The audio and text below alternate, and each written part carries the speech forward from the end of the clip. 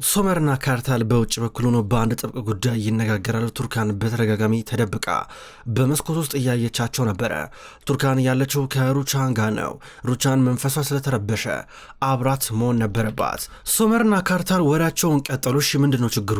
ምንድነው ነገሩ? ለምረው ልታናግረኝ የፈለከው ምንድነው እያለ እዚህ ጋር ሶመር እየጠየቀው ነበረ። ይኸውልህ ሶመር፣ እኔ ከአጎት ጋር የሆነ ችግር እንዳለብህ ምናምን ነገር ረዳለሁ አለው። አንተ ታዲያ ምን አገባ? ያገባል እንዴ ይለዋል ሶመር። ሶመር አስታውስ፣ ማለቴ ያው ስለ አርናን አባቴ ልታስጠነቀቀኝ መተ ነበረ እና ምን እንደሆነ ችግሩ ማወቅ እፈልጋለሁ አለው። ማለቴ ግዴታ መታወቅ ያለበት ሚስጥር ነው እንዴ? መታወቅ ያለበት ሚስጥር አለን ብለህ ታስባለህ እንዴ? ካርታል ምንድነው ችግር? እኔ ምንም እየገባኝ አይደለም። ምንም አልገባኝም። መጀመሪያ ወደ ቤት መጣ። ማለቴ እማዬ ስትመጣ ቤት ስታመጣት ሁኔታዋ ትክክል አልነበረም። እንደገና ደግሞ ከዛ ምንም አለው እኮ እኔም አርናን አባቴን ለመረዳት እየሞከርኩኝ ነው። ተከተልኩት፣ አየሁት ከእናት ጋር በጣም እየተጨቃጨቀ ነበረ እና ጣልቃ ገባሁኝ። ከዛ እናትህን ከዛ መጣሁት ቤት በቃ ይኸው ነው እያሉ ነበረ። አንተ በጣም የጀግና ስራን የሰራው ምርጥ ስራን የሰራው እያሉ ነበረ። እንዲህ እያሉ አብረው ሲያወሩ ድንገት ቱርካን ትመጣለች በመስኮት። ድጋሚ አሁንም በመስታወት ውስጥ ሆና ተደብቃ እያየችው ነበረ። ሶመር እባክህ ንገረኝ፣ ስለ አጎት የምታውቀውን ነገር ካለ ንገረኝ አለው። እንግዲህ የቤተሰባችን ጉዳይ አንተን አያገባም ካርታል፣ እኔ የማውቀው ነገር ይህንን ነው። ማለቴ እስካሁን ድረስ ማወቅ የሚገባን ነገር አውቃል። እኔ አንድ ነገር ነው የማውቀው፣ አባት አርናን በጣም መጥፎ አስከፊ ሰው እንደሆነ ነው አለው። ይሄ ብቻ አይደለም አባዬ አርናን የሆነ የደበቀው ነገር አለ፣ ከኔ የደበቀው ነገር አለ። እንደውም ካንተ ራሱ የደበቀው ነገር ያለ ይመስለኛል። አለበዚያ እዛ ሄዶ ማለቴ ሴቪ ላይ ያለችበት እስር ቤት ድረስ በመሄድ ዝም ሊያስብላት አይሞክርም ነበረ። ማለቴ ሴቪ ላይ የሆነ የምታውቀው ነገር አለ አለው ካርታል እንግዲህ ስለ ራስ በጣም ብዙ ግምት እየገመትክ ነው እና ይመስለኛል የሆነ ቫኬሽን ነገር መሄድ አለብህ፣ አየር መውሰድ አለብህ፣ መረጋጋት አለብህ፣ ከጭንቀት የመጣ መሰለኝ አለው። ተመልከት ሴቪ ላይ ናያት የሆነ ነገር ልነግርህ ሞክራ ነበረ፣ የሆነ ፍንጭ ነገር ሰታይ ነበረ። ስለ ቤተሰብ የሆነ የምታውቀው ነገር አለ። እሷ እኮ ነው የምልህ ሶመር እሷ ብቻ ናት ቁልፉ እጇ ላይ ያለው እያሉ ነበረ። እንግዲህ ምናልባት ከቤት ከተከበርክ ቤተሰብ ስለመጣ ልትጫወትብህ ፈልጋ ሊሆን ይችላል አለው። አይደለም፣ ስለ ትክክለኛ ወላጆቼ ስለ እናቴና ስለ አባቴ ስለወለደችኝ እናቴ የምታውቀው ነገር ሊኖር ይችላል። እቺ ሴት የሆነ ነገር አላት። አርናን ለዛ ነው ዝም ሊያስብላት የሞከረው አለው። እኔም ዝም ለማስባል እሷም አልሞከርኩም። ይኸውልህ ስማኝ፣ እንደገና ደግሞ አባትህ አርናንን ቢሆን ሴቪ ላይ ዝም ለማስማል ይሞክራል ብዬ አላሰብም። ግን ዝም ቢያስብላት ምን ትርጉም አለው? ለምን አንተ እንደዚህ አንገበገባ አለው። ግን ጥሩ ስራ ነው የሰራው ይመስላል። እንደዛ ነው የምታስበው? የሆነ ነገር እየታወቀ እባክህ ማወቅ አለብኝ አለው። ካርታል እኔ ከአንተ ግል ችግሮች ጋር ምንም አይመለከተኝም፣ አያገባኝም። እዛው ሄደህ ባለበት ቦታ ፍታው በእናትህ፣ አሁን ከቤት ይውጣ ብሎት ሶመር ሰልችቶት ካርታልን እዛው እንደተቀመጠ ትቶት እየሄደ ነበረ። ካርታልን ቢሆን ሶመር ጥሎት ከሄደ በኋላ እሱም ከተቀመጠበት ይነሳል። ቱርካናውንም ቢሆን በመስታወት ውስጥ ሆና ታያለች። በሌላ በኩል አሁን ቱርካን ከሩቻን ጋር ናት። መድኃኒት እየሰጧት ነበረ። ከዛም በኋላ ትንሽ ረፍት አድርግ ይሏታል። ድንገት ሶመር መጣ። ሶመር እንደመጣ ሩቻንን እናቱን እያያት እማዬ የሆነውን ነገር ትነግርኛለሽ? አንነግርኝም? የሆነ የተደበቀ ነገር እንዳለ ይሰማኛል፣ እባክሽ ንገርኝ እያላን ነበረ። ከዛም በኋላ ድንገት ሩቻን እኔ እንደማቀው እያለች ገና ስጀምር ሙጂጋን ሄድሽ እንዴ ይላታል። ኧረ አልሄድኩም ልጄ፣ ሙጂጋን ጋር አልሄድኩም ምን ላረግ ሄዳለሁ ትሏለች። ከዛ ንገርኝ ይላታል። ያልነገርኩ ነገር አለ፣ ግን ድንገት ነበረ አጎተ መጣና ላገኘው ሄድኩኝ። ከዛ ከሱ ጋር ተገናኘ። ከዛ እያናገርኩን ነበረ አለችው። ለምን እማዬ? ለምን ያስፈልጋል? እስኪ አጎቴ ማግኘቱ ለምን አስፈለገ እያላን ነበረ። ሶመር እባክህ ተወኝ፣ በቃ ስማ፣ ከዚህ ቆሻሻ ነገር ጋር ተው ይቅርብህ፣ በቃ ትለዋለች። ምን ስለ እርሱ ጉዳይ ነው? እንደዛ ነው አይደለ ይላታል። ሩቻን እንዲህ ሲላት ደነገጠች። ከዛ አስታወሰች። አርናን እኔ የምልሽን ነገር ትቀበያለሽ እያለ ነበር። አልቀበልም ብላ ስትጨቃጨቀው ድንገት ነበረ እየጎተተ በጥፊ ሊመታት ሲል ካርታል የመጣው እጁን ከዛ የያዘው። ሩቻን እያለቀሰች ነበር በጣም ፈርታ። አንተ ምን እያረክን ያለው እያሉ ነበረ። ሩቻን አስለቀቃት እያቀፋን ነበር። ሩቻን በጣም ፈርታ አቅፋው እያለቀሰች ነበረ። ከዛ በድንገት አርናን የሚባለው ሰው ልጄ እየተከተልከኝ ነበር እንዴ ይለዋል። አሁን ሩቻን ይህን አስታውሳ በጣም የሚያሳፍር ነገር ነው፣ ግን አንድ ያስደነገጠኝ ነገር እዛው እያለው ልጄ ብሎ ጠራው። እንዴት ብሎ ልጄ ብሎ ጠራው ስትሎ ነበር። ከዛ ሶመር የሆነ የሚያውቀው ነገር እንዳለ ያስታውቃል። ከዛ እናቱን በቃ ተኝ፣ ይሄ ወጥመር ነው፣ በእርግጠኝነት አጎቴ የመጣው ሀብት ፈልጎ ነው፣ የሆነ ነገር እንድሰጩ ፈልጎ ነው፣ በጭራሽ እጅ መስጠት የለብሽም ማዬ፣ በቃ ተኝ በቃ እያለ እናቱን እያባበላን ነበረ። ከዛም በኋላ ጋደም እንድትል ካረጓ በኋላ ገና እየወጡ ከዛ በኋላ ቱርካን እያገኛን ነበረ። እንግዲህ ጥቅም ፍለጋ ነው የሁሉ ነገር፣ ከካርታል ጋር ተባብሮ የሚያደርገው ነገር ነው፣ እኔ ግን ለሁለቱም አልሸነፍም እያላን ነበረ። ካርታል በሌላ በኩል ወደ ቢሮ እየመጣ ነበር። አርናን የሚባለው የእሱ ያሳደገው አባቱ ቢሮ ውስጥ እየጠበቀው ነበረ። አባዬ እንዴ መጣ እያሉ ነበረ። አንተ ግን ከድሮ ጊዜ ጀምሮ ጥያቄ ስጠይቀኝ ነበረ፣ በተለይ ደግሞ ስለ እናትህ ስለ አባትህ እያንዳንዱን ነገር ለማወቅ ብዙ ጉጉት ነበረ እና ምናልባት እኔ ጫፍጫፉ ልነግር ፍቃደኛ ነኝ እያሉ ነበር። ከዛ አርናን ሄዶ ተቀመጠ። እሺ ንገረኝ፣ በመጀመሪያ ደረጃ ባንተና በሩቻን መካከል ያለው ችግር ምንድነው? እኔ ስማ ምንም ውስጥ ብትገባ አያገባኝም። ነገር ግን ባለፈው ያረከው ነገር ትክክል አይደለም። ለዛ ነው ያቋረጥኩ። ለዛ ነው ጣልቃ የገባሁት። አዎ ለኛ ሲባል ለሁላችንም ሲባል ነው ያቋረጥኩት እና ለብዙ ቀናቶች ስከተለ ነበር። የሆነ ነገር እንደደበክ ግልጽ ነው። ያን የደበከኝን ነገር ደግሞ ማወቅ አለብኝ እያሉ ነበር። እኔ ካንተ ምንም የደበኩን ነገር የለም ይለዋል ካርታል። መናደድ ጀመረ። አባዬ አርናን ጀመረ። ስማ እዛ እስር ቤት ድረስ ሄዳል ሲቪሌን ለማየት ዝም ለማስባል እሷ ሞክራል። በል ተናገር ምንድን የደበከኝ እያሉ ነበር። ያደረኩትማ አስፈላጊ ስለሆነ ነው፣ ግዴታ ስለነበር ነው፣ ለአንተ ብዬ ነው፣ ለእኔ ብዬ ነው እያለ ያስረዳዋል። በተለይ ደግሞ ኮርማኖች ያላቸው መኪና፣ ቤት፣ ካምፓኒው እያንዳንዱ ነገር በሙሉ እኛ እንገዛዋለን፣ የኛ መሆን አለበት እያለ እዚህ ጋር ያማክረዋል። ካርታል ይህን ሀሳብ እየወደደው አይመስልም። በጥርጣሬ ውስጥ ሆኖ የአባቱን ንግግር ይመለከታል። ስማ በዚህ ጉዳይ አልተባበረም እንድትለኝ አልፈልግም። እያንዳንዱ የምልህን ነገር በሙሉ ታደርጋለህ እሺ? ስለዚህ ያችን ሴት ዝም ለማስባል ችያለሁ እያለ ፍልፍቱን ያለው መጠጨለጨለጥ እያደረገው ነበር። በቃ ይሄ ነው ምክንያት ሌላ ምንም ምክንያት የለም እያሉ ነበር። ሌላ ምን ሊሆን ይችላል?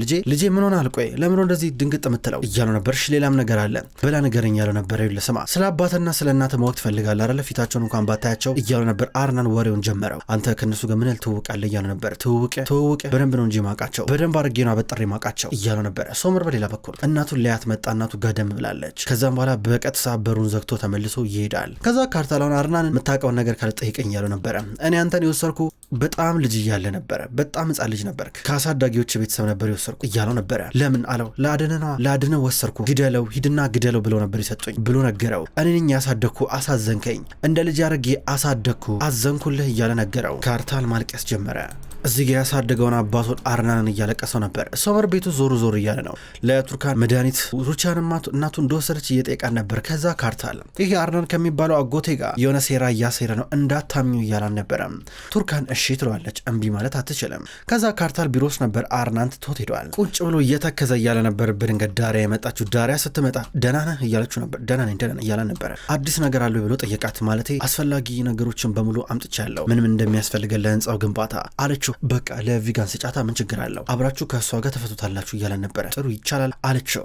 ፊቱ ላይ ጭንቀት ይነበባል። ልትወጣ አለችና አሳዘናት። ከዛ ቡና ነገር ልዘዝልህ እንዴ ልንገራት እንዴ አለችው። አመሰግናለሁ ደህና ነኝ ችግር የለም እያለን ነበር። ከዛ ጥላ ወጣች። ግራ እያጋባን ነበር ሁኔታው። ከዛ ቪጋንን ስታገኛት በቃ ለአቶ ካርታል የሚያስፈልገውን ነገር አሳይቸው ነበረ። ለቪጋን ስጫት ብሎ ነበር የላከኝ ይኸው እንኪ ብላ እየሰጠቻት ነበረ። በሌላ በኩል ሴርዳር እንደተለመደውን ቢሆን ዶኑሽን ደስተኛ ለማድረግ ጠብር ግፍ እያለ ነው። አሁን ደግሞ አይኗን በጨርቅ አስሮ የሆነ ቦታ ይዟት መጣ። ነጊቢ አላትና ከገቡ በኋላ አይኗ ላይ የነበረውን ጨርቅ ፈታ። ከፈታ በኋላ ቤት ነበር የመጣት። ምንድን ነው አለችው። ይሄ ቤታችን ነው ተጋብተን የምንኖርበት ቤት። አዎ እንደዛ ነው ይላታል። ሴርዳር ምንድን ነው ያረከው አለችው። አዎ ከተጋባን በኋላ እዚህ ቤት ውስጥ ነው የምንኖረው አያምርም ይላታል። ቅር እያለ ነበር። ይሄ ነገር ግን ገና አይመስልህም አለችው። እንዴ የምን ገና የኔ ፍቅር ምን ነካሽ? ጊዜው እየሄደ እኮ ነው መጋባት አለብን። እኔ ላሳይሽ ደስ የሚል ክፍል አለው ብሏት ወደ ህንፃ ወደ አንደኛው ፎቅ ይዟት ወጣ። ከዛ ተመልከቺ ይሄ መኝታ ክፍላችን ነው የሚሆነው። እዚህ ጋር ይሄ አልጋችን እናደርጋለን። በዚህ በኩል የሚገባው ፀሐይ አያምርም? እዚህ ቆንጆ ፊትሽ ላይ ሲያንጸባረቅ ፀሐዩ እንዴት ቆንጆዬ እንደምትሆኝ ደግሞ ተመልከቺ። ይሄ ደግሞ የልጃችን ክፍል ነው። የልጃችን ክፍል ወይ ደግሞ የሴት ልጃችን ክፍል ነው የሚሆነው። አያምርም እያለ አሁንም እያንዳንዱ ክፍል እያሳያን እሷ ግን ንዴቷን መቆጣጠር እየሰልቻ ነበረ። ሴርዳር ምን ሆነ ነው ምንድን እንደዚህ የምትለው? እንዴት ብቻህን ትወስናለህ? ምንድን ነው የምታወራው እያለችው ነበር። ደነገጠ። ይገባኛል ልክ ነሽ ብቻ መወሰኔ ትክክል አይደለም በቃ ችግር የለም እያለ ነበር። ተናደደች። ብዙ ማይባል ነገር ልትለው ላይ እየሞከረች ነበረ። ከዛ ሴርዳር በቃ ኮንትራቱ ይቋረጣል አልከራየው ትችዋለሁ እያላን ነበረ።